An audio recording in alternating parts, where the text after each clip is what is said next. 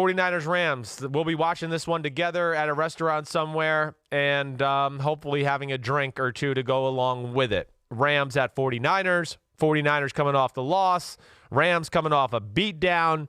49ers favored by 6.5, Mike. Over under 44.5. Mike, what do you think happens here? Well, and one thing, let me say this. We will be watching the game together on Saturday night. Right. And we do need to be careful with our intake of any alcoholic beverages because we do work the next day. And I'm not going to name names here, and I don't want you to name names either, but I got the impression that multiple broadcasters last Sunday may have been a little hungover and or still drunk from their holiday parties the night before. So let's learn from their mistakes so we have a good 16th Sunday of the regular season. I hear you. I also want to remember what happens in the game. So we need to keep our wits and our faculties about us. Look, I know how good the Rams can be when they are firing on all cylinders, and I'm concerned by the fact that the 49ers have had that murderer's row of the Packers, Ravens, Saints. Then they stumbled at home against the Falcons. They haven't had a bye since week 4. They're staring at the possibility of finishing the season 1-4 in their final 5 games after starting 10-1, which would be a dramatic fall, almost like the 1986 Jets, I believe, who actually tumbled out of the playoffs after starting, I think, 10-0, right? They did. They started 10-0, and then they lost 6 in a row. You're right. So, I mean, the 49ers are in, it's time. They need – this is on your guy, Kyle Shanahan. They need to knock out the Rams. You don't want to have to worry about the Rams showing up again in the postseason, especially since if they had just beaten you a few weeks earlier in your own building, you don't want them feeling confident coming back at some point. Get them out. Push them away.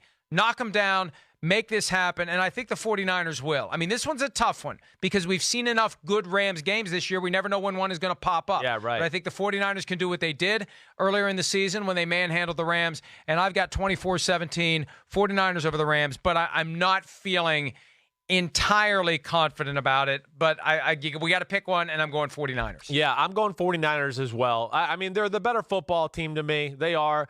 Now, listen, I know the 49ers. We could sit here and go, oh, they've lost 2 out of their last 4 or 2 out of their last 3. I understand that, but it was murderer's row they went after. I mean, it was arguably the hardest 3-game stretch we've ever seen anybody go through. And with one of those losses to the great Baltimore Ravens, it happened on the last play of the game. And, again, the Falcons game was a letdown, but there was some common knowledge there from the coaching staff and everything like that, too. I put some stock in there. And the 49ers, I don't think they kind of rise to the challenge of the moment in the game there. I do think they are the more quality football team over the Los Angeles Rams. And you're right, the Rams are dangerous, but the Rams become dangerous when they kind of crack the code on the offensive side of the ball, and all of a sudden the bootleg run game starts to work together. And I just can't imagine that happening against the 49ers. I really can't. The 49ers dominated the game physically the first time around. The Rams were there. They were hanging around. It wasn't like it was a blowout, don't get me wrong.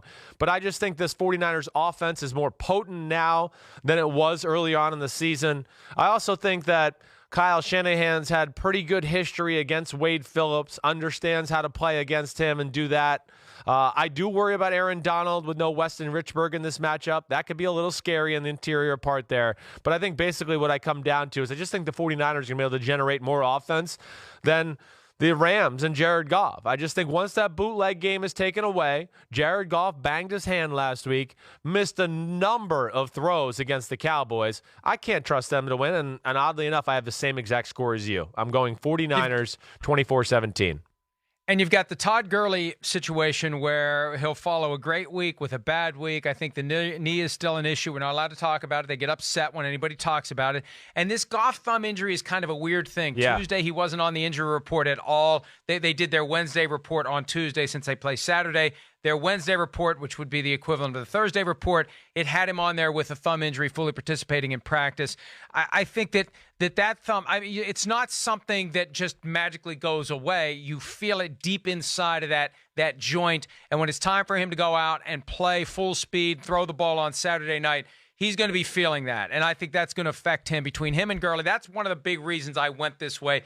Because I could see, the Rams impressed us tremendously with their reaction to that blowout loss to the Ravens on Monday Night Football earlier in the season. Yeah. They had 2 great games back-to-back.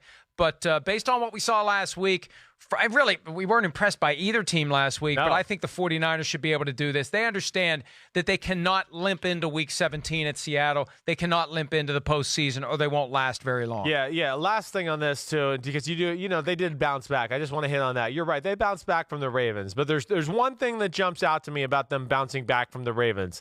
They played the Cardinals and they played the Seahawks, who were not real complex on the defensive side of the ball. And you can kind of line up in certain formations and know what you're going to get. And I know you've heard me say this a lot, and you're probably the Cowboys are the same way. You say the same thing about the Cowboys. They are. The Cowboys, though, did some different things, just at least up front, because that's what I was worried about, right? You're exactly right. That's where I was going with this. The Cowboys, how I've told you, last year when the Rams exposed the Cowboys in that divisional playoff game, they ran at the bubble. They ran at the shade nose, right, to where the guard could help out the center, and then he got up to the linebackers, and they just the Cowboys had no adjustment.